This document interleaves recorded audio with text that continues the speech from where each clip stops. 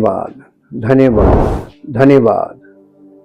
जीवित और महान सामर्थी परमेश्वर, दिल से आपका धन्यवाद करते हैं आपके महान प्रेम और उस अनुग्रह के लिए प्रभु, जो आपने अपने पुत्र के बलिदान के द्वारा समस्त मानव जाति के लिए प्रकट किया, ताकि जो कोई उसको अपना उद्धारकर्ता स्वीकार करे और अपना जीवन उसको समर्पित करे, उसकी ज़िंदगी को वो अनंत मृत्यु से बचाने का वायदा करता है और वो अपने वायदों में सच्चा है। और जो लोग वास्तव में अपना जीवन उसको समर्पित करते हैं, उनकी ज़िंदगियों को वो परमेश्वर की उपस्थिति में पहुंचाता है और परमेश्वर की महिमा से भरा हुआ जीवन उन्हें देता है, ताकि हम इस पृथ्वी पर परमेश्वर की महिमा से भरा जीवन जिए, अपनी इच्छा में नहीं बल्कि परमेश्वर की इच्छा हमारे जीवन में हो और हम परमेश्वर की इच्छा में जीवन व्यतीत करें, जिससे उसकी महिमा प्रकट हो। सारी महिमा आपको मिले। इस प्रार्थना को यीशु मसीह के जीवित और सामर्थी नाम से मांगते हैं, आमीन। Praise the Lord. हम परमेश्वर का बहुत धन्यवाद करते हैं। जैसा कि कल हमने आपको बताया था, अनंत मृत्यु, प्रथम पुनरुत्थान, द्वितीय पुनरुत्थान और पहला जन्म और पुनर्जन्म, ये कड़ियों को याद रखिएगा, क्योंकि यीशु, देखिए, एक तरफ समस्त मानव जाति है, मैन का मतलब है मानवता, और एक तरफ परमेश्वर स्वर्ग, और बीच में यह है नरक। नरक परमेश्वर यानी स्वर्ग और मानवता के बीच, परमेश्वर और मानवता के बीच क्रूस है, और ये परमेश्वर का न्याय है जो ऑलरेडी चल रहा है। और ये न्याय अभी जीते जी अगर आप पाप के लिए मरकर प्रभु में अपना जीवन समर्पित करते हैं और प्रभु की इच्छा में जीवन व्यतीत करते हैं, तो आप अनंत मृत्यु से बच सकते हैं। बचाएगा वो। आपके कुछ भी कर लेने से, आपके किसी भी धार्मिक कार्य से, आपके किसी भी धार्मिक विधि से या किसी भी तरीके से आप इससे नहीं बच सकते नरक से। ये समस्त मानवता के सामने एक कठिन प्रश्न खड़ा कर दिया परमेश्वर ने, और जो लोग अभी एक्सेप्ट नहीं करेंगे, तो प्रभु यीशु मसीह, जब वो अन्य जातियों की गिनती पूरी हो जाएगी, तब प्रभु यीशु मसीह ये जो अनुग्रह का द्वार, ये बंद हो जाएगा। ये समय आ रहा, हम लोग बहुत नजदीक आ गए हैं उस टाइम के प्रॉफिटिकली। तो ये जब अनुग्रह का दरवाजा बंद हो जाएगा, इसके बाद कोई आपके पास ऑप्शन नहीं बचेगा। फिर तो एक ही ऑप्शन बचेगा, अंतिम पुनरुत्थान, जो न्याय का पुनरुत्थान होगा, और वो दंड का पुनरुत्थान उसको बोला गया। आज हम प्रभु यीशु मसीह की मृत्यु, जन्म और पुनरुत्थान का उद्धार से हमारे क्या संबंध है, कैसे संबंध है, इन बातों को समझने के लिए कुछ चीजों को, कुछ भविष्यवाणियों को और परमेश्वर के कुछ वचनों को जो आज तक आपकी समझ में नहीं आए, उनको हम समझेंगे। कि देखिए, Jesus Christ paid the penalty of sin. पाप का दाम यीशु मसीह ने चुका दिया है। आपके पास अभी ऑप्शन है कि आप उसको अपना जीवन देकर उसका जीवन अपने अंदर ग्रहण कीजिए, जिसे हम बॉर्न अगेन कहते हैं, और ये प्रथम पुनरुत्थान भी है। अभी आप उसके जीवन में आते हैं और उसकी इच्छा में जीवन व्यतीत करने लगते हैं, तो आप द्वितीय मृत्यु से बच जाएंगे, जिसे सेकंड डेथ बोलते हैं। और अगर नहीं, आप सारी जिंदगी जैसे हैं वैसे ही रहेंगे, और फिजिकल डेथ के बाद फिर आपका पुनरुत्थान होगा, वो अंतिम पुनरुत्थान है, वो दंड का पुनरुत्थान है, फिर सीधे वो यहां पर डालेगा। जो लोग यहां नहीं अभी पहुंच रहे हैं मसीह के द्वारा, वो सब यहीं रह जाएंगे, और ये यहां छांट लिया। अभी छटाई चल रही है, ये छटाई का समय अभी है, आज का दिन। उद्धार का दिन हमेशा आज लिखा है, कभी भी कल उद्धार नहीं है, आज। और आज अगर आपका उद्धार नहीं होता है, तो कल आप कहां होंगे, इसकी कल्पना करके तैयार रहिए। दुनिया में जितना भी भ्रम फैला है स्वर्ग और नरक को लेकर, वो सारा भ्रम दूर होना चाहिए, क्योंकि परमेश्वर ने उन सब बातों की स्पष्टता रखी है। सच्चाई वचन में ही मिलेगी आपको, बिना वचन के आपको सत्य प्राप्त नहीं होगा। पुनरुत्थान, यीशु मसीह का जो पुनरुत्थान हुआ था वो पुनरुत्थान ही न्याय है। आप उसको पुनरुत्थान कह लीजिए या जजमेंट कह लीजिए, दोनों एक ही बात है। इस विषय पे हम लोग अध्ययन करेंगे, पुनरुत्थान और न्याय। मसीह ने परमेश्वर द्वारा मूसा से कहे गए शब्दों को उद्धृत करके यह सिद्ध किया कि पुनरुत्थान होगा, परंतु मरे हुओं के पुनरुत्थान के विषय में क्या तुमने वो वचन नहीं पढ़ा जो परमेश्वर ने तुमसे कहा था कि मैं अब्राहम का परमेश्वर और इसहाक का परमेश्वर और याकूब का परमेश्वर हूं। परमेश्वर मरे हुओं का नहीं परंतु जीवितों का परमेश्वर है। परमेश्वर कभी भी मरो का है ही नहीं, वो हमेशा जीवितों का है।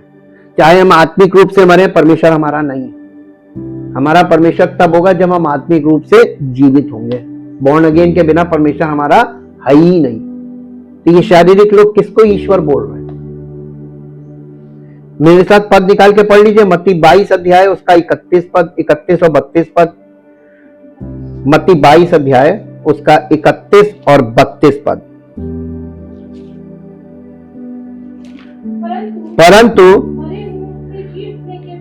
मरे हुओं के जी उठने के विषय में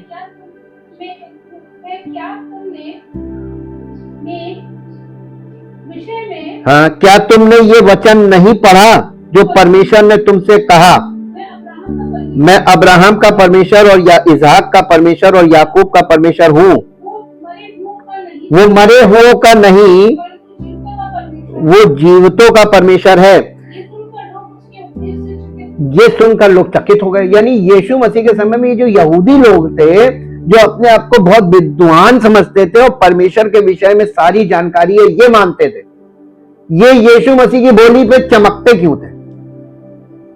उनको झटका लगता था, हैं ये क्या कह दिया। वही चीज आज जब पवित्र आत्मा परमेश्वर के वचनों को लोगों के सामने रखता है ना, तो जो अपने आप को मसीही समझते हैं वो चकित होते हैं। ये कौन सी शिक्षा है, ये कहां से आया? निर्गमन की पुस्तक उसका 3 अध्याय, निर्गमन की पुस्तक उसका 3 अध्याय, 3 अध्याय का 6 पद पढ़िए। फिर उसने कहा मैं तेरे पिता का परमेश्वर और अब्राहम का परमेश्वर, इसहाक का परमेश्वर और याकूब का परमेश्वर हूं। अच्छा एक बात बताइए, मूसा के समय में क्या अब्राहम जिंदा था, इसहाक जिंदा था, याकूब जिंदा था? लेकिन यहां पर आप देखिए क्या कहा जा रहा है। अब तब मूसा जो परमेश्वर की ओर देखने से डरता था, अपना मुंह ढांप लिया। अरे ये वही परमेश्वर है। तब वो समझ गया ये वो सच्चा परमेश्वर है जो अब्राहम का, इसहाक का और याकूब का परमेश्वर है। He is a true God, जिसे मूसा जानता नहीं था और मूसा ने उसको देखा भी नहीं, मुंह ढांक लिया। देखा था नहीं। आपको सारी सत्यता बाइबल में ही मिलेगी। पुनरुत्थान के लिए यूनानी शब्द अनास्तासिस है। पुनरुत्थान के लिए अनास्तासिस है, जिसका अर्थ है फिर से खड़ा होना। दानियेल 10 अध्याय में भविष्यवक्ता मृतकों में से एक लाक्षणिक पुनरुत्थान का अनुभव करता है। सबसे पहले वो अपने हाथों और घुटनों के बल खड़ा होता है। ये यानी सिंबॉलिक पुनरुत्थान है। हाँ, इसका 10 पद पढ़िए, 10 अध्याय का 10 पद। फिर किसी ने अपने हाथ से देह को छुआ और मुझे उठाकर घुटनों और हथेलियों के बल थरथराते हुए बैठा दिया। ये एक पुनरुत्थान है, लेकिन ये सिंबॉलिक है, सिंबॉलिक रेजरेक्शन।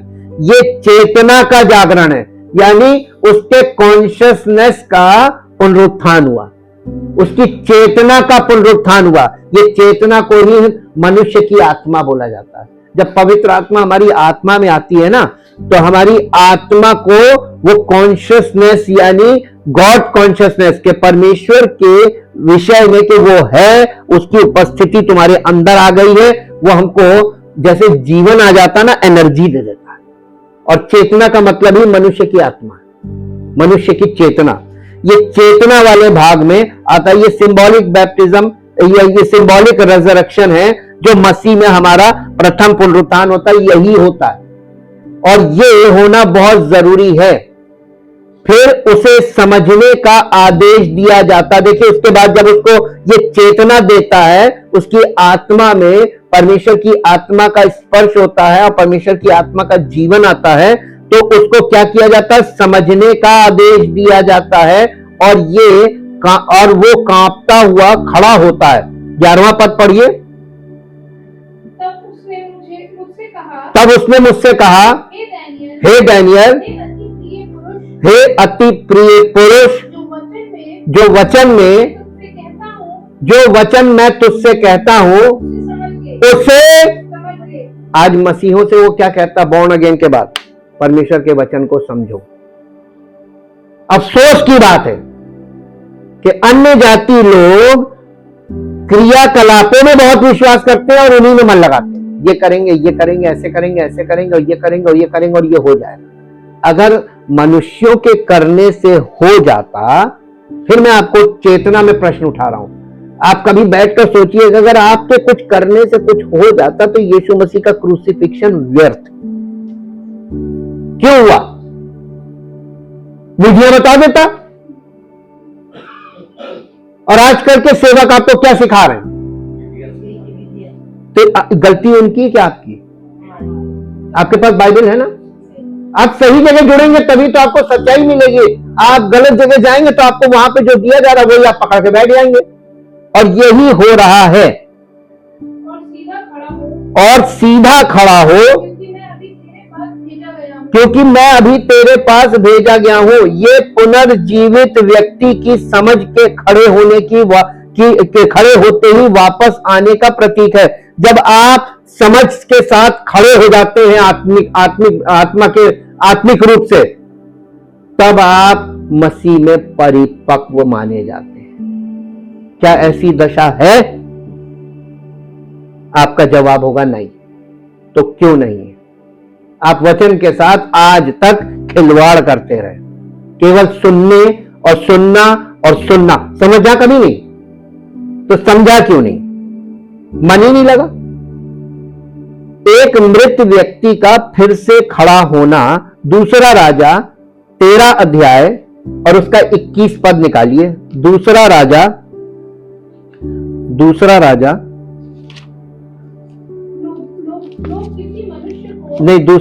उसका 13 अध्याय, एक मिनट, अभी वर्ष कहां बोलिए, 13 अध्याय का 21 पद।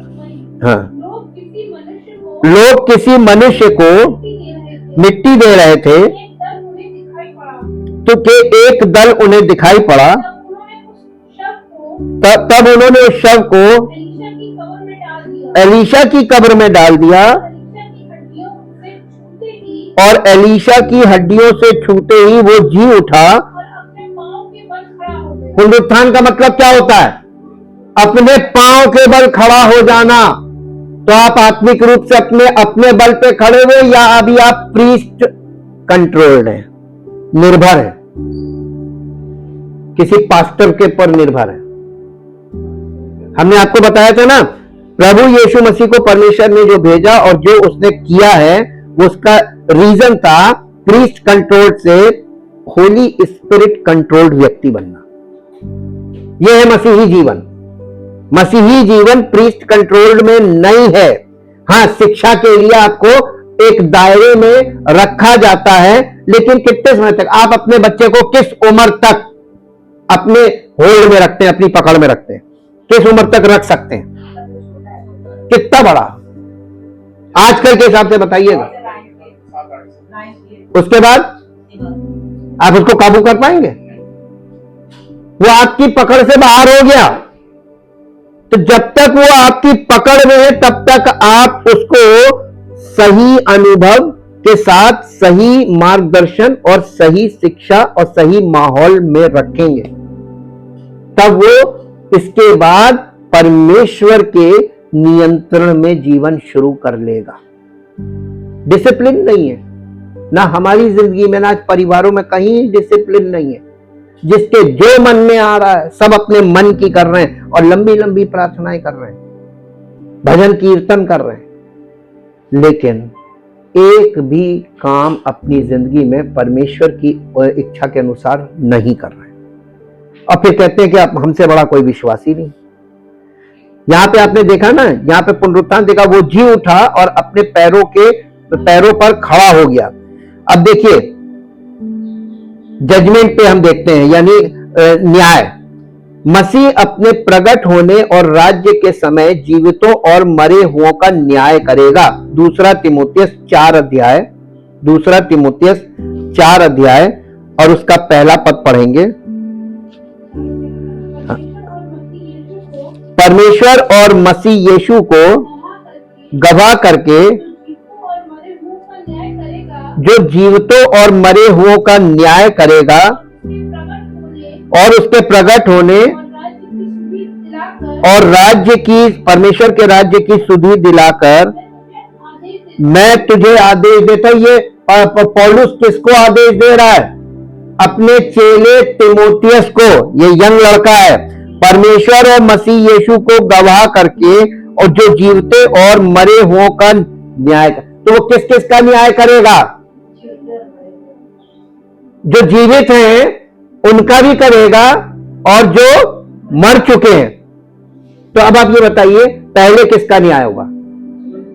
जो जीवित हैं। तो आप जो जीवित हैं पहले आपका न्याय होगा। मरे हुओं का न्याय अंतिम न्याय है और उनका पुनरुत्थान दंड का पुनरुत्थान है। अब आप बताइए कि जो लोग मसीही जीवन के बिना शारीरिक जीवन जिया, अब आप ये मत सोचिएगा बहुत दुआ करते थे। बाइबल में कहां लिखा है कि दुआ करने वाला आत्मिक व्यक्ति है? बहुत बाइबल पढ़ते थे। बाइबल में कहां लिखा? बाइबल पढ़ने वाला आत्मिक व्यक्ति है। ये सब कौन थे? ये अपनी मर्जी के थे। इन्होंने अपनी मर्जी में जीवन बिताया और ये मसीह रहित थे, हां के ना। तो इनका न्याय दंड का न्याय होगा। आप जब डेथ होती है ना किसी की, तो ये आपको बार बार परमेश्वर रिमाइंड कराता है उस डेथ को कि देखो ये गया, अब इसका अंतिम न्याय होगा और ये कहां जाएगा, वचन में जाके देखो। और तुम्हारे पास अभी तुम जीवित हो, सांसें चल रही हैं, पश्चाताप करो, समर्पण करो और उस जीवन की शुरुआत करो जो मसीह ने तुम्हारे लिए रखा है। परमेश्वर ने मसीह में हमारा न्याय कर दिया है, समस्त मानव जाति का न्याय कर दिया। उसने पाप की देह को कुचलवा दिया। दुर्दांत मृत्यु यीशु मसीह की, ये परमेश्वर का वो क्रोध था उसके ऊपर जो समस्त मानव जाति के पापों के कारण प्रकट हुआ था। वो अपने पुत्र से बहुत प्यार करता था, लेकिन पाप से वो कितनी नफरत करता है। उसने अपने पुत्र में पाप को लादकर अपनी नफरत को और अपने उस क्रोध को पाप के प्रति पुत्र की मृत्यु में प्रकट किया। क्या तुम सोचते हो कि परमेश्वर प्रेम है? यस है, लेकिन कब?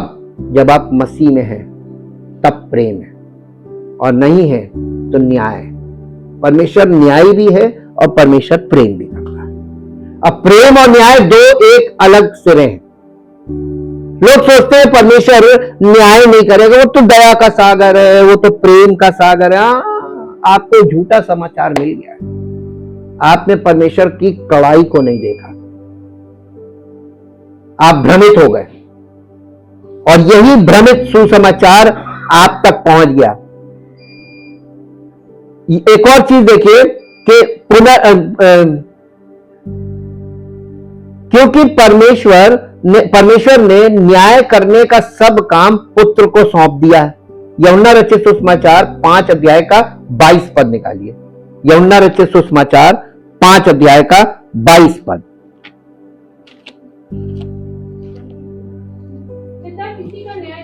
पिता किसी का न्याय, यानी परम पिता परमेश्वर, तुम परमेश्वर की दुहाई दोगे तो वहां से न्याय होगा नहीं। न्याय करने का काम किसको दे दिया? किसने? पिता ने खुद। और ये डिक्लेरेशन है पिता ने न्याय करने का सब अधिकार पुत्र को दिया, न्याय करने का सब काम, हाँ नहीं फिर से पिता किसी का न्याय नहीं करता, न्याय करने का सब काम। अब देखिए पिता प्रेम है, पिता प्रेम है तो वो न्याय नहीं करता, न्याय कौन करेगा? तो पुत्र को, उस बुरी मृत्यु को किसने मारा? पिता ने। तो पिता जब पुत्र को उस बुरी मृत्यु में मार रहा था तो इसको कहा गया परमेश्वर का प्रेम। परमेश्वर का प्रेम क्या था? कि परमेश्वर अपने पुत्र को हमारे पाप उस पर डालकर उसको नाश कर रहा था। और हम इसमें एक भेद है, भेद यह है कि पुत्र नाश नहीं हो सकता था क्योंकि वो तो निष्पाप था। तो पिता परमेश्वर क्या चीज नाश कर रहा था? पाप को, जो उसकी देह पर था उसको नाश कर रहा था। उस दर्दनाक मृत्यु के द्वारा उसने पाप को नाश कर दिया।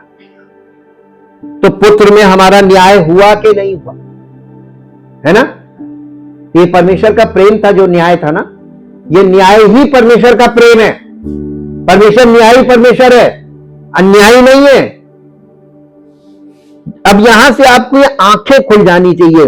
और यहां पे बता रहा है कि न्याय करने का सब काम उसने पुत्र को सौंप दिया है, यानी दे दिया उसके हाथ में।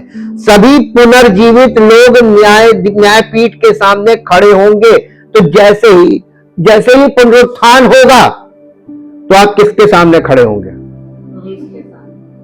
पुत्र के सामने खड़े होंगे, हाँ के ना? तो या तो अभी जीते जी खड़े हो जाओ, छुटकारा पालो, इसी को उद्धार बोलते हैं, इसी को बोलते बचा लिए गए। और नहीं तो अंत में वो सब मरे हुए को पहले पुनरुत्थान करेगा, जिंदा खड़ा कर देगा और उन्हें सीधे अनंत दंड में डाल देगा। उस समय क्या चीज उनको नहीं मिलेगी? उनको मौका नहीं मिलेगा, नहीं मौका मिलेगा। मौका अभी है, जीते जी मौका है उद्धार का। मृत्यु के बाद उद्धार का कोई मौका नहीं मिलता। अब आपको कितने लोग फालतू की बातें, जब कोई मर जाता उसके बाद देखिए क्रियाएं, आपकी भावनाएं कैसी काम करती है, उस समय हावी हो जाती है। कर्जा ले लो, ये करना, ये करना, ऐसे करना, ऐसे करना। मट्टी पर आप खर्च करने लगते हैं। मृत्यु यानी मट्टी में मिल गया वो व्यक्ति जो गया, उसका प्राण तो चला गया, उसके शरीर को जो मिट्टी हो गया, उस पे आपकी भावनाएं कितनी ज्यादा प्रबल हो जाती है। और सत्य में आपकी कोई भावना नहीं। देखिए आप कहां खड़े, आप किस दशा में हैं। और फिर कहते हैं परमेश्वर से बहुत प्यार करते। कहां करते हो? कर ही नहीं सकते हो, क्योंकि मैं जानता हूं। निकाल लीजिए अय्यूब की पुस्तक, उसका 19 अध्याय, अय्यूब की पुस्तक उसका 19 अध्याय और 19 अध्याय का 25 और 26 पद पढ़ेंगे। मुझे तो निश्चय है कि मेरा छुड़ाने वाला जीवित है और वो अंत में पृथ्वी पर खड़ा होगा और अपनी खाल के इस प्रकार नष्ट हो जाने के बाद भी मैं शरीर में होकर परमेश्वर का दर्शन पाऊंगा। उसका दर्शन मैं आप अपनी आंखों से अपने लिए करूंगा और कोई दूसरा नहीं, यद्यपि मेरा हृदय अंदर ही अंदर चूर चूर भी हो जाए। देखिए अय्यूब भी इस बात की गवाही दे रहा है कि अंत में वो पृथ्वी पे खड़ा होगा और मैं उसका दर्शन पाऊंगा अपनी आंखों से। तो हर एक आंख उसे देखेगी, हर एक घुटना झुकेगा, हर जुबान अंगीकार करेगी कि यीशु। ये कब होगा? अंतिम पुनरुत्थान में, जिसे कहते हैं दंड का पुनरुत्थान। दंड के पुनरुत्थान को यहूदी लोग या उर्दू भाषा में बोलते कयामत का दिन। कयामत का मतलब मालूम है? प्रलय। सबके प्राणों पर प्रलय आ जाएगी। अच्छा दिन नहीं होगा, भयानक दिन होगा। क्या आप उस दिन की कल्पना करके ठहरे हुए? अभी नहीं मन फिराएंगे, अब वो कयामत के दिन वो हमारा जिस्म बदल देगा। बहुत से मसीही लोग भ्रम में पड़े हुए हैं। भ्रम से निकल आइए, ये भ्रम से निकलने का समय है। परमेश्वर ने एक दिन ठहराया है जिसमें वो उस मनुष्य के द्वारा धर्म से जगत का न्याय करेगा, जिसे उसने ठहराया है। प्रेरितों के काम 17 अध्याय और उसका 31 पद। वो कौन है? अब आप इतनी पद पढ़ेंगे, 31 पद पढ़ेंगे तो आप अज्यूम करेंगे हो सकता है कि ये फलाना हो सकता है कि ये फलाना हो, क्योंकि एक मनुष्य की बात की जा रही है। तो आप किसी भी मनुष्य को यहां पर फिक्स कर सकते हैं, क्योंकि उसने एक दिन, किसने? परमपिता परमेश्वर ने एक दिन ठहराया है जिसमें वो उस मनुष्य के द्वारा धर्म से जगत का न्याय करेगा। अब यहां पर कौन व्यक्ति, किसको आप फिट करेंगे? आगे पढ़ लीजिए, अगला पद आपको पता चल जाएगा। जिसे उसने ठहराया है और उसे मरे हुए में से जिलाकर, ये बात सब पर प्रमाणित कर दी है। मरे हुए का पुनरुत्थान, मरे हुए के पुनरुत्थान की बात, हाँ, जब लोग ठट्टा करते हैं, अरे यीशु मसीह का पुनरुत्थान, यीशु मसीह को परमेश्वर ने मरे हुए में से जिला दिया और ये बात सब पर प्रकट कर दी कि ये तुम्हारा न्याय करेगा। He is alive now.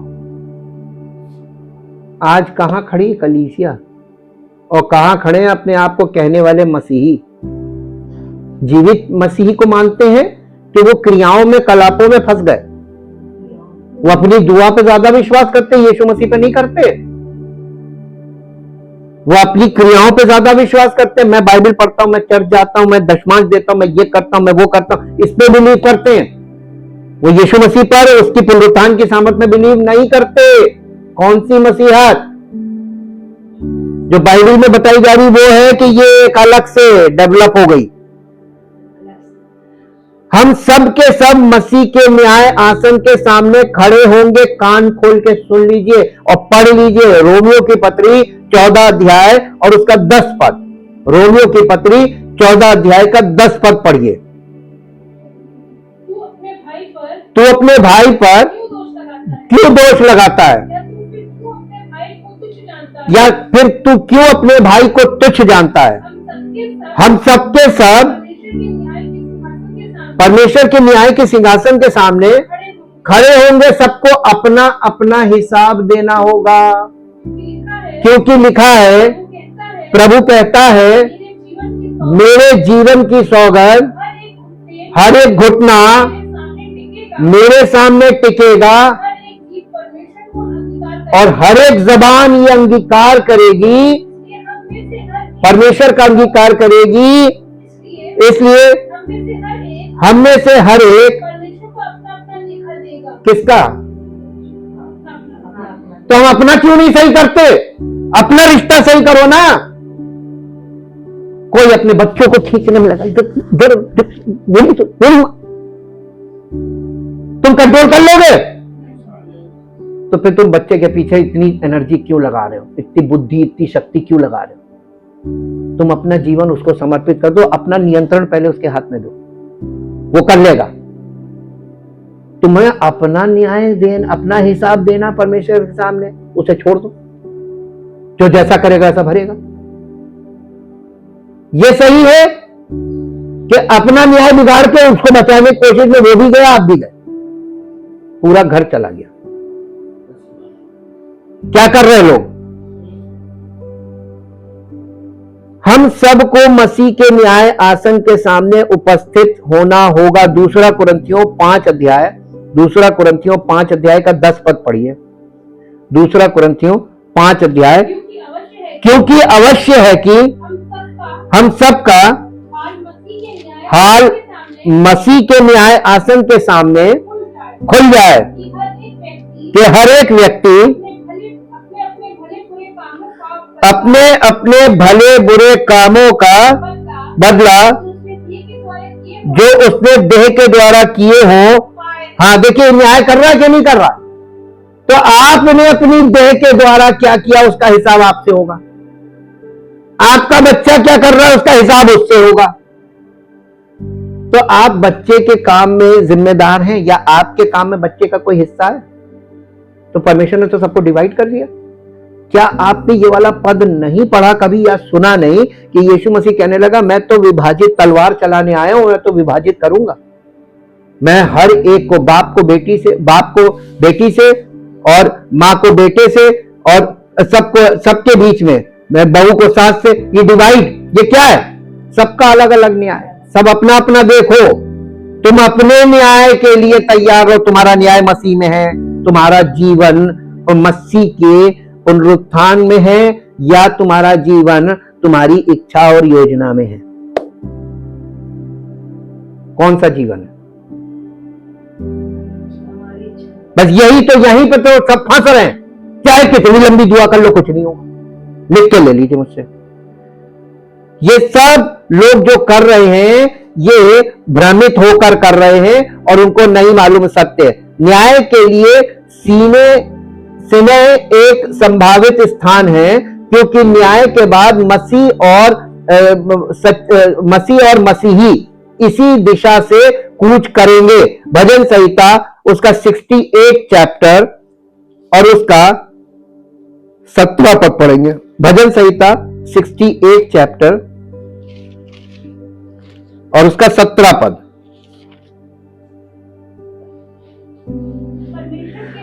परमेश्वर के रथ 20,000 वरन हजारों हजार हैं, प्रभु उनके बीच में है, जैसे सिनै पवित्र स्थान में। सिनै पर्वत मालूम क्या है? जहां से कानून दिया था परमेश्वर ने, व्यवस्था, आज्ञाएं। और अंत में ये सिनै जो है ना, ये परम पवित्र स्थान में सिनै आ जाएगा, व्यवस्था आ जाएगी, व्यवस्था के अनुसार न्याय होगा। मुझे छोड़ किसी को भी ईश्वर करके ना मानना पहली आज्ञा है। उसी में सारी आज्ञा, अपने माता और अपने पिता का आदर करना और उनकी सेवा करना। ऑप्शन नहीं है, मैंडेटरी है, अनिवार्य है। ये सारी बातें जो 10 आज्ञाएं थी, ये मैंडेटरी बोलते हैं इनको, अनिवार्य। इसमें इफ एंड बट नहीं है, इसमें कोई रेगुलेशन नहीं, आपको मानना ही मानना है। यशायाह नबी की पुस्तक उसका 63 अध्याय और उसका पहला पद पढ़िए। यशायाह नबी की पुस्तक 63 अध्याय पहला पद, 63 पहला पद। ये कौन है? जो एदोम देश के बोसरा नगर से बैंजनी वस्त्र पहने हुए चला आता है, जो अति बलवान और भड़कीला पहरावा पहने हुए झूमता चला आता है। ये मैं ही हूं जो धर्म से बोलता और पूरा उद्धार करने की शक्ति रखता हूं। ये कौन हो सकता है? ये यीशु मसीह है, राजाओं का राजा है।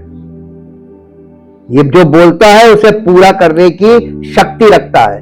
हबक्कुक नबी की पुस्तक 3 अध्याय, माइनर प्रॉफिट्स में मिलेगा। हबक्कुक 3 अध्याय, हबक्कुक नबी की पुस्तक 3 अध्याय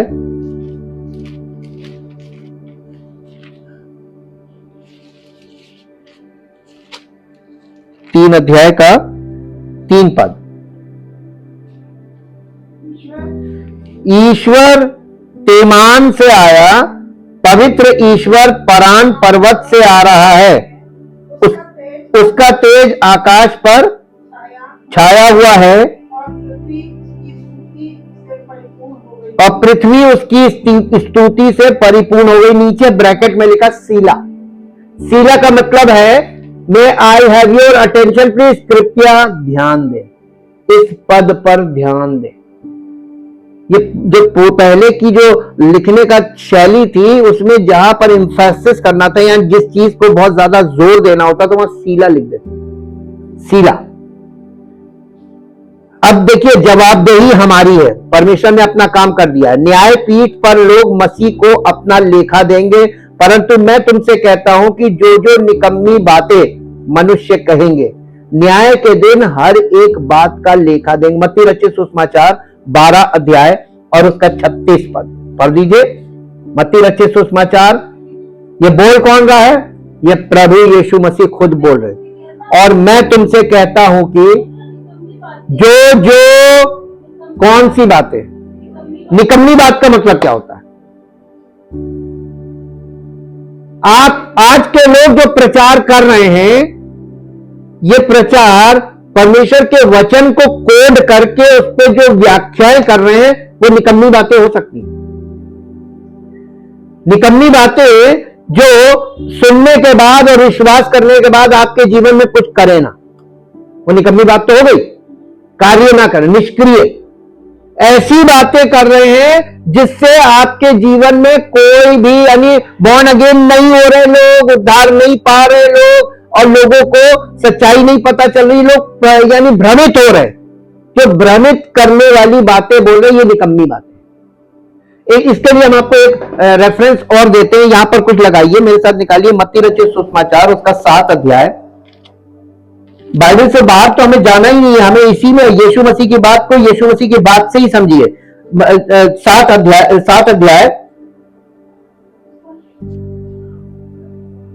17 पर पढ़िए। इसी प्रकार हर एक अच्छा पेड़ अच्छा फल लाता है। देखिए फिर यहाँ पे निकम्मा वर्ड आया है, निकम्मा पेड़ बुरा फल लाता है। थोड़ा सा 15 पद पढ़िए। झूठे भविष्यवक्ताओं से सावधान रहो, जो भेड़ों के भेष में यानी मसीही सेवक बन के तुम्हारे पास आते हैं, परंतु अंतर में फाड़ने वाले भेड़िए हैं। उनके फलों से तुम उन्हें पहचान लोगे। क्या लोग झाड़ियों से अंगूर या ऊंट कटारों से अंजीर तोड़ते हैं? इसी प्रकार हर एक अच्छा पेड़ अच्छा फल लाता है और निकम्मा पेड़ बुरा फल लाता है। अच्छा पेड़ बुरा फल नहीं ला सकता और न निकम्मा पेड़ अच्छा फल ला सकता। निकम्मा का मतलब समझ गए? झूठी शिक्षा नहीं, निकम्मी शिक्षा है। वो आपके जीवन में कोई उद्धार का एक काम नहीं होगा, आप टस से मस नहीं होंगे, वैसे के वैसे ही। आप गंभीरता देखिए, अगर आपको उद्धार नहीं मिला, आयु जाएगी, आगे जाएगी, प्रतिदिन आपकी आयु बढ़ रही है, आप मृत्यु की ओर बढ़ रहे हैं, शारीरिक मृत्यु की ओर, फिजिकल डेथ की ओर, और डेथ से पहले उद्धार नहीं मिला। इस चीज को क्रूसीफिक्शन में दिखाया गया है। मैं आपको याद दिलाता हूं, यीशु मसीह बीच में था, उद्धार करता। एक डाकू इधर था, एक डाकू इधर था। एक डाकू ने क्रूस पर मृत्यु से पहले, मरने से पहले यीशु मसीह का अंगीकार किया और कहने लगा, हे प्रभु, जब तू अपने राज्य में आए तो मेरी सुधि लेना। और यह भी अंगीकार किया कि हम तो अपने किए की ठीक ठीक सजा पा रहे हैं। और दूसरा डाकू यीशु मसीह को उल्टी सीधी बातें बोल रहा था कि ये कैसा उद्धार करता, ना अपने को बचा सकता, ना हमें बचा सकता है, और उसकी बुराई कर रहा था। तो वो दूसरा डाकू उसको डांट रहा था, डाकू डाकू को डांट रहा था। और एक ने पश्चाताप किया था, एक ने नहीं किया था, मरने से पहले। एक कहां गया? तो मसीह में आप अभी स्वर्ग में जा सकते हैं जीते जी। इसके बाद तो मरने के बाद उद्धार है ही नहीं। आप समस्या समझ गए ना? मरने के बाद तो सीधा लोग कहां जा रहे हैं? बड़ी तेजी से नरक। और लेकिन मालूम, लोगों से पूछो, स्वर्ग, स्वर्गीय, स्वर्गवासी, स्वर्ग गए। और ये ऐसा विषय आप किसी को बोल भी नहीं सकते वो नरक गए। और परमेश्वर के वचन में ये लिखा, किसी का न्याय मत करो। कौन कहां जा रहा है? लोगों को सत्य बताओ, खुद न्याय करें। ये क्रूसीफिक्शन हमको खुद न्याय करना है, परमेश्वर ने कर दिया। अब हमको चेतना क्यों दे रहा है? हमें वो इतना विवेक क्यों दे रहा है? ताकि तुम देखो कि तुम न्याय में, इस न्याय में तुम कहां, इधर हो, स्वर्गीय स्थान में हो, या तुम सीधे यहां आने के लिए तैयार हो। अपने आप को देखिए, ये भी एक आईना है, सत्य का आईना। इसमें आप देखिए आप कहां खड़े हैं। परंतु मैं तुमसे कहता हूं, जो जो निकम्मी बातें, वहीं पे आ जाइए, 12 अध्याय 36 पद। और मैं तुमसे कहता हूं, जो जो निकम्मी बातें, यानी आप आप कलीसिया से जो लोग, जब मीटिंग खत्म होती, लोग कैसी बातें करते हैं आपस में, करते हैं ना? Be careful. आपने अभी अभी कुछ सुना है, उस पर पानी फिर जाएगा।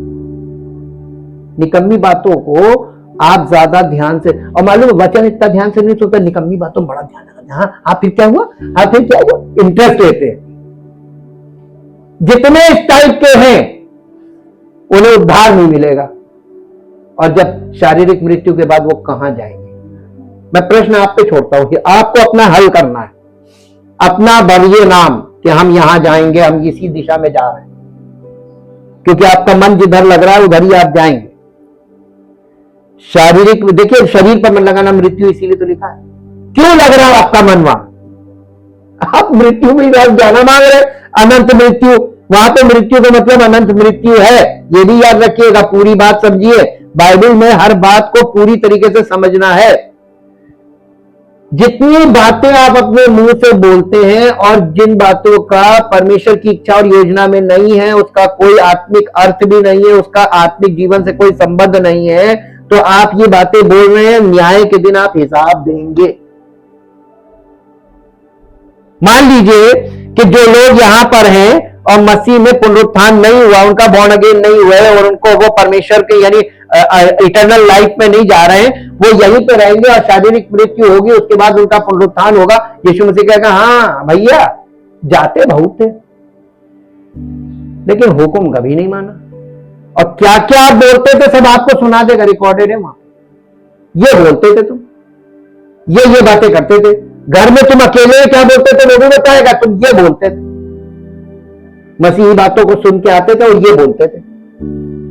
इसीलिए लिखा है तुम्हारी एक एक बात का भी हिसाब किया जाएगा। बोलने में बहुत चौकस होना चाहिए, कम बोलो, इसीलिए उसने बोला है बोलने में नहीं, धीमा, कम बोलो।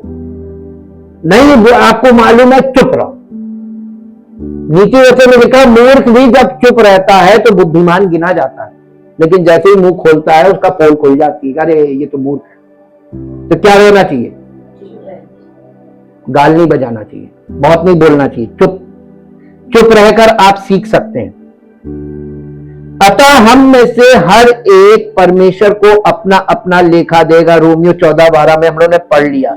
डैनियल के शब्दों में इसका उदाहरण दिया गया है। डैनियल 10 अध्याय के 16 पद में, केवल वे ही पुनर्जीवित होंगे जिन्हें जवाबदेह ठहराया जा सकता है। डैनियल 10 अध्याय का 16 पद एक बार फिर से पढ़िए। तब मनुष्य की संतान के सामने किसी ने मेरे होंठ छुए और मैं मुंह खोलकर बोलने लगा, और जो मेरे सामने खड़ा था उससे मैंने कहा, हे मेरे प्रभु, दर्शन की बातों के कारण मुझको पीड़ा सी उठी, मुझ में कोई कुछ भी बल ना रहा। इसलिए प्रभु का दास अपने प्रभु के साथ कैसे बातें कर सकता है? क्योंकि मेरी देह में ना तो कुछ बल रहा और ना कुछ सांस ही रह गई है। तब मनुष्य के सामने किसी ने मुझे छूकर फिर मेरा हियाव बंधाया और उसने कहा, हाँ अब देखिए हम लोग आगे पढ़ चुके हैं। देखिए यहां पर केवल वे ही पुनर्जीवित होंगे जिन्हें जवाबदेह ठहराया जा सकता है या जो जिम्मेदार है। जवाबदेही ज्ञान पर आधारित होगी। जवाबदेही आपके जानकारी पर आधारित होगी। ज्ञान का मतलब होता है जानकारी, सटीक जानकारी होगी, सटीक आप जवाब देंगे। और अगर आपके पास सटीक जानकारी नहीं होगी तो आप भ्रम की बोली बोलने लगेंगे। डैनियल के शब्दों में इसका ये उदाहरण दिया गया है। और वो दास जो अपने स्वामी की इच्छा जानता था और तैयार ना रहा और ना उसकी इच्छा के अनुसार चला, बहुत मार खाएगा। परंतु जो ना जानता था और मार खाने के योग्य काम किए, वो थोड़ी मार खाएगा, क्योंकि जिसे बहुत दिया गया है उससे बहुत मांगा भी जाएगा। हिसाब है ये लूका रचित सुसमाचार 12 अध्याय का 47 पद और 48 पद मैंने आपके सामने पढ़ा है। यदि मैं ना आता और उनसे बातें ना करता तो वे पापी ना ठहरते, ये यीशु मसीह बोल रहे हैं, परंतु अब उन्हें अपने पाप के लिए कोई बहाना नहीं है। यूहन्ना रचित सुसमाचार 15 अध्याय का 22 पद, यूहन्ना रचित सुसमाचार 15 अध्याय का 22 पद। यदि मैं ना आता और उनसे बातें ना करता तो वो यीशु मसीह क्यों कह रहा है? यहूदियों से बातें की थी, अब वो कह रहा है कि अगर मैं ना आता और मैं उनसे बातें ना करता तो पापी ना ठहरते, परंतु अब उन्हें उनके पाप के लिए अब कोई बहाना नहीं है। अब तो उन्हें सत्य बता दिया गया, लेकिन यहूदियों ने वो सत्य एक्सेप्ट नहीं किया। देखा आपने, जो अपने आप को ईश्वर की प्रजा मानते थे, परमेश्वर के लोग, वो यीशु मसीह की बातें एक्सेप्ट ना करने के कारण, उन पर विश्वास ना करने के कारण दोषी ठहर गए। ये क्रूसीफिक्शन, ये न्याय है परमेश्वर का, हमेशा याद रखिएगा। ये परमेश्वर का प्रेम भी है, परमेश्वर का न्याय, दोनों एक साथ हो रहा है। क्या चीज परमेश्वर के लिए इंपॉर्टेंट है? पर प्रेम से ज्यादा न्याय, प्रेम से ज्यादा न्याय है। न्याय के बाद ही प्रेम करेगा, पहले नहीं। जब तक आप पापी हैं, परमेश्वर आपसे कभी प्यार नहीं करेगा। वो पाप से बहुत नफरत करता है। यीशु मसीह ने जब पाप उस पर लगा, देखा परमेश्वर ने उसका क्या हाल किया। और हम जब पाप से लदे हुए हैं, जबकि यीशु मसीह ने हमारे पाप को मिटा दिया, तो हम मसीह में नहीं हैं, हम पाप में हैं, तो परमेश्वर हमसे प्रेम करेगा? परमेश्वर का क्रोध हमेशा हमारे ऊपर बना रहेगा, नहीं, उसका क्रोध हमेशा हमारे ऊपर बना रहेगा। यही लिखा है, यदि कोई मसीह में नहीं है तो परमेश्वर का क्रोध उस पर बना रहेगा। तुम परमेश्वर के प्रकोप में जी रहे हो। बचना चाहते हैं? रास्ता बताइए, आपके हिसाब से क्या है? आपको ये क्रूस के अलावा कोई रास्ता दिखता हो तो बता दो। डेड एंड में फंस गए, सरेंडर कर दो, सरेंडर कर दो। जिस दिन सरेंडर कर दिया, वास्तव में आपकी जिंदगी में उद्धार आ जाएगा। जब व्यवस्था ही नहीं तो पाप दोष नहीं लगाता। रोमियो 5 अध्याय का 13 पद है, क्योंकि सत्य की पहचान प्राप्त करने के बाद यदि हम जानबूझकर पाप करते रहे तो पापों के लिए फिर कोई बलिदान बाकी नहीं। हां, दंड का एक भयानक बाट जोना बाकी है। इब्रानियों की पत्री उसका 10 अध्याय और उसका 26 और 27 पद पढ़ दीजिए। इब्रानियों की पत्री 10 अध्याय 26 और 27 पद। क्योंकि सच्चाई की पहचान प्राप्त करने के बाद यदि हम जानबूझकर पाप करते रहें तो पापों के लिए फिर कोई बलिदान नहीं। अब देखिए, सत्य की पहचान, सत्य कौन है? आपने अभी तक उसको पहचाना नहीं, अभी भी आप जानबूझ के पाप, अब तो आप जानबूझ के कर रहे हैं ना। वचन सुनने के बाद पाप कर रहे हैं तो क्या कर रहे हैं? अज्ञानता में करेंगे, जानबूझ के कर रहे हैं। तो ये जो जानबूझ के आप कर रहे हैं ना, आपके लिए दंड का पुनरुत्थान इंतजार कर रहा है। यही बताया जा रहा है यहां पे। हाँ, दंड का एक भयानक बाट जोना है, और आप समझ गए ना, आग की झील बाकी है, बस यही बाकी है।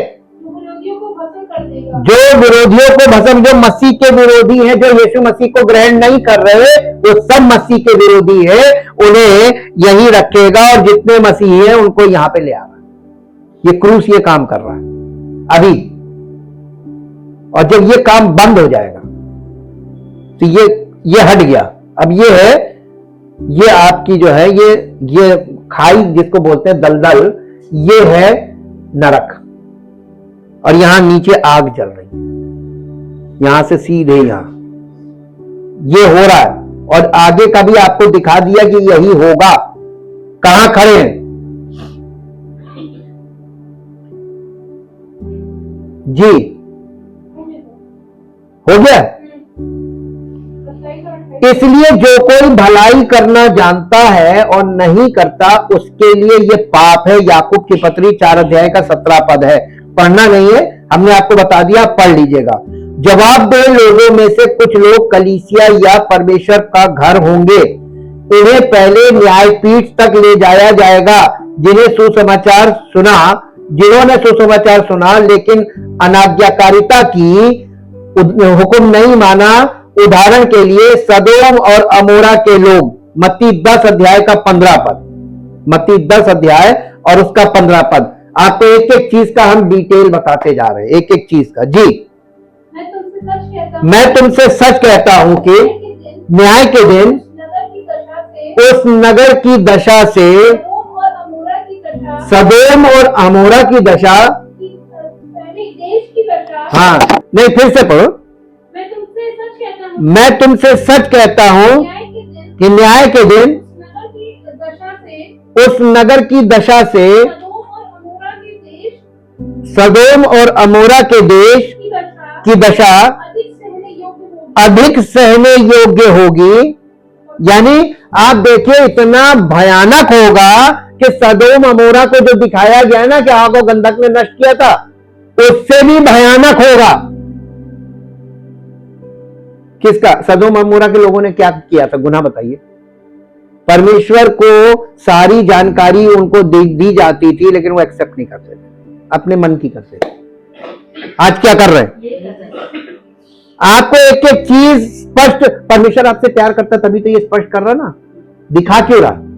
ताकि अब मान जाओ, अति हो गई है, अति हो गई। अब उनका तब न्याय किया जाएगा क्योंकि वो समय आ पहुंचा है कि न्याय पहले परमेश्वर के लोगों से हो, और जब न्याय पहले हम ही से होगा तो उनका क्या अंत होगा जो परमेश्वर के सुसमाचार को नहीं मानते।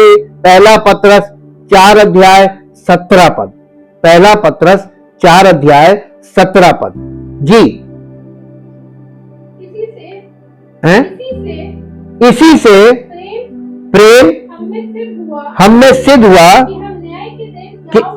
कि हमें न्याय के दिन हियाव हो, क्योंकि जैसा वो है वैसे ही संसार में हम भी हैं। प्रेम में नहीं, इसका कौन सा पद पढ़ दिया? पहला पत्रस 4 अध्याय, हाँ, क्योंकि वो समय आ पहुंचा है, वो समय आ पहुंचा है, आज है वो समय कि पहले परमेश्वर के लोगों का न्याय। अब किसका न्याय हो रहा है? और परमेश्वर की लोगों की दशा देखिए क्या है, कैसे हो रहा है परमेश्वर के लोगों का न्याय। क्रूस, मसीह हमारे पापों को लेकर मर गया, 2025 वर्ष हो गए, और हर समय, हर साल जितने लोग हैं उनको सबको लगातार पूरे साल ये सुसमाचार सुनाया जाता है कि यीशु मसीह हमारे पापों के लिए मर गया और तीसरे दिन जी उठा, अब वो जीवे के पिता के दाहिने बैठा, पवित्र आत्मा भेजा, सत्य का आत्मा, और कलीसिया में सत्य का आत्मा प्रभु के वचन के द्वारा लगातार लोगों को रिमाइंड करा रहा है कि यीशु मसीह तुम्हारे पापों को लेकर मर गया। वो तुम्हारे पापों के लिए मरा, वो निष्पाप था, वो उसका कोई खुद का पाप नहीं था, वो तुम्हारे पापों को लेकर मर गया। और सारे परमेश्वर के लोग अभी भी पाप में जीवन बिता रहे और फिर भी ये दावे के साथ कह रहे हैं हम मसीही हैं, हम मसीही विश्वासी हैं। कैसी अजीब बात है। ऐसा हो सकता है क्या? पापी कभी परमेश्वर के पुत्र हो सकते हैं? तो ये कौन लोग हैं? ये भ्रमित हैं, इन्होंने सत्य को एक्सेप्ट नहीं किया, ये बॉर्न अगेन नहीं हुए, और इसलिए ये एक दशा बनी हुई है, ये एक मानसिक दशा है। जिन्हें जवाबदेह नहीं ठहराया जा सकता उसका पुनरुत्थान नहीं होगा। पुनरुत्थान केवल उसी का होगा मसीह में जो जिम्मेदार होगा। हमने बहुत पहले, आपको याद होगा, हमने बोला था ना, डिसाइसिव पर्सन, जो निर्णायक व्यक्ति होता है वही लीडर होता है, वही मुखिया होता है, और वही बॉर्न अगेन होता है। जो किसी का पल्ला पकड़ के चलता है वो कभी बॉर्न अगेन नहीं होता। आज के मसीही किसको पकड़े हुए? सेवकों को। तो कहां होगा? इनमेच्योर हैं। इनमेच्योर कहां होगा? आपको मैच्योर होना है, जिम्मेदारी चाहिए आपको, जवाबदेही आपके पास होनी चाहिए कि नहीं, मुझे अपना हिसाब देना है। मैं तो हर उस जगह से मुड़ जाऊं जहां पहले होता था। क्यों?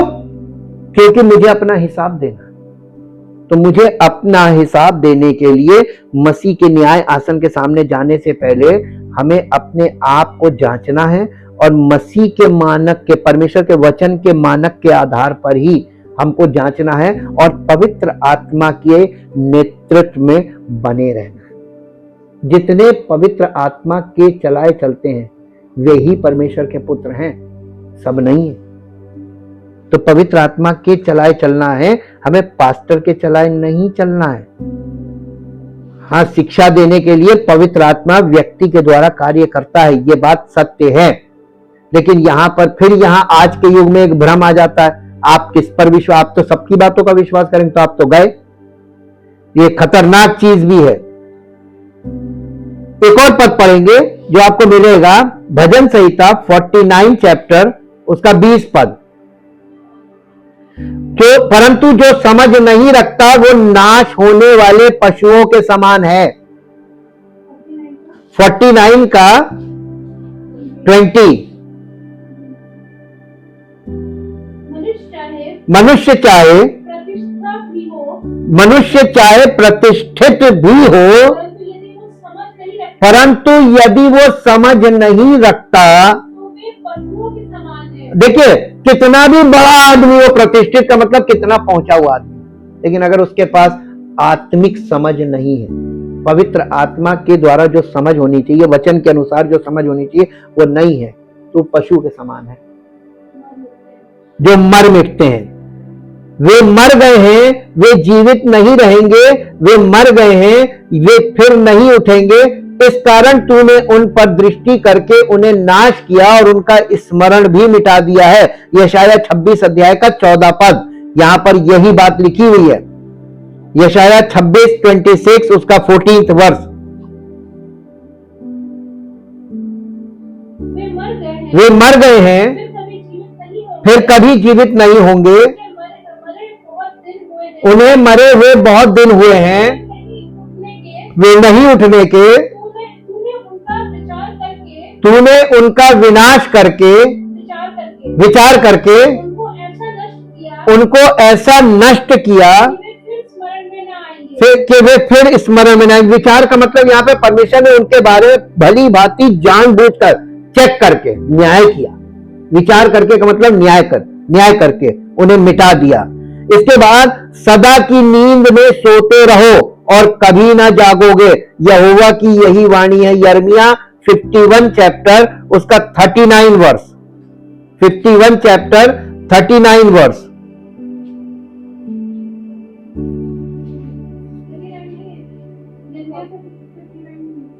यिर्मयाह 51 का 39।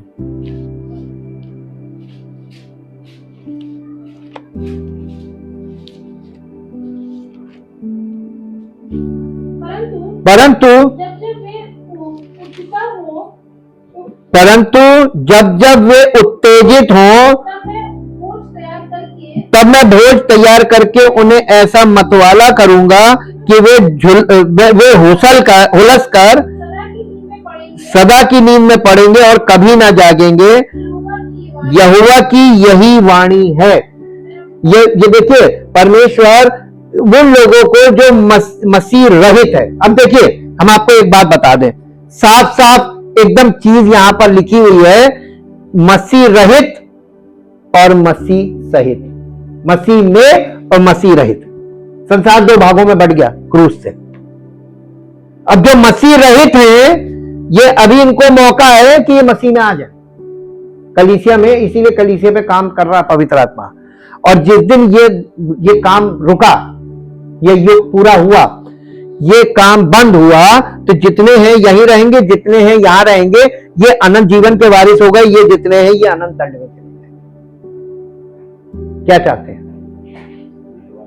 अभी आपके लिए पुल बना हुआ है, ये खाई है, ये क्रूस पुल है, यीशु मसीह के मृत्यु, दफन और पुनरुत्थान, इसके बिना उद्धार है नहीं है। यही पौलुस कह रहा था, यही है सुसमाचार। इस सुसमाचार को मत छोड़ना। ये अभी है रिपेंट और बिलीव। पहले आपको इधर है तो रिपेंट और फिर इधर बिलीव। तो आप एक बार इधर आ जाएंगे तो आपको केवल विश्वास, केवल विश्वास, केवल विश्वास, और कुछ करना है। विश्वास का मतलब मालूम क्या? आज्ञाकारिता, हुक्म मानना, हुक्म मानना। जो व्यक्ति, आप किसी से बोलिए भैया जाकर ये चीज वहां पर दे आओ, तो वो आपकी बात को जब मान लेता है, इसका मतलब वो विश्वास योग्य है। तभी तो आप सबसे बोलेंगे ही नहीं, आप बोलेंगे उसी से जो आपकी आज्ञा मान लेगा। और जब आज्ञा मान लेगा तो इसका मतलब विश्वास योग्य है कि नहीं। और जब आप किसी को बोलते हैं वो नहीं सुनता है, इसका मतलब वो विश्वास नहीं करता, आप वो विश्वास योग्य नहीं है। आप परमेश्वर के आप मसीह में आ जाते हैं तो आप विश्वास योग्य हैं। लेकिन जब आप मसीह में नहीं है तो आप, परमेश्वर आप पर भरोसा बिल्कुल नहीं करता, आप भरोसे के लायक नहीं है। आज आप कुछ बोलेंगे, कल कुछ बोलेंगे, फिर थोड़ी देर बाद कुछ बोलेंगे, फिर थोड़ी देर बाद आपका मन पर अटता रहेगा। Thank you, thank you, thank you. सच्चे जीवित महान सामर्थी परमेश्वर, हम आपका दिल से धन्यवाद करते हैं कि आपने अपने लोगों से ही न्याय शुरू किया है और ये न्याय अभी चल रहा है। प्रभु, आपके वचन में लिखा है कि परमेश्वर का न्याय हम ही से है, तो उनका क्या होगा जो प्रभु यीशु सच्चे सुसमाचार को नहीं मानते। पहली बात, बहुत से लोग जानते नहीं है, बहुत से लोग जानते हैं और मानते नहीं है। उनका कितना भयानक होने जा रहा है। हे प्रभु, मेरी आपसे ये प्रार्थना है कि जहां तक ये संदेश लोगों के कानों में जाता है, उनके अंदर प्रभु, उनके अंदर की चेतना हिल जाए और उनके अंदर उनका हृदय इस बात पे केंद्रित हो जाए कि अभी वो, उनके पास उद्धार के लिए अवसर है। आज ही उद्धार का दिन है। कभी भी इस बात में देरी ना करें। जैसे ही उनको लगता है कि हम गलत हैं, वैसे ही वो अपना जीवन का समर्पण करें, अपने प्रभु को दे दें कि प्रभु, आज से मैं अपनी जिंदगी की किसी भी बात को, किसी भी चिंता को लेकर अपने ऊपर हावी नहीं होने दूंगा, क्योंकि प्रभु मेरा जीवन तो आपके हाथों में है। आपने हमारी मृत्यु को ले लिया है, हमारी चिंताओं को ले लिया है, हमारी समस्याओं को ले लिया, हमारी बीमारियों को ले लिया है और अपना जीवन हमको दिया है। वो जीवन जो स्वस्थ है, जो चंगाई से भरा जीवन है, छुटकारे से भरा जीवन है, आनंद से भरा जीवन है, सामर्थ से भरा जीवन है, वो आपने हमको दिया है। हम उस जीवन को लेते हैं और अपना जीवन आपको दे देते हैं। आज से हम प्रभु किसी भी बात की चिंता नहीं करेंगे, किसी भी बात की प्लानिंग नहीं करेंगे और किसी भी बात की इच्छा नहीं करेंगे, बल्कि आप पर निर्भर होंगे। जो कुछ आप चाहेंगे वो हमें आपके सब निर्णय मंजूर होंगे, ताकि प्रभु हमारा जीवन आपकी महिमा के योग्य हो। आपका नाम महिमा, यीशु मसीह के नाम से मांगते हैं, आमीन। Praise the Lord.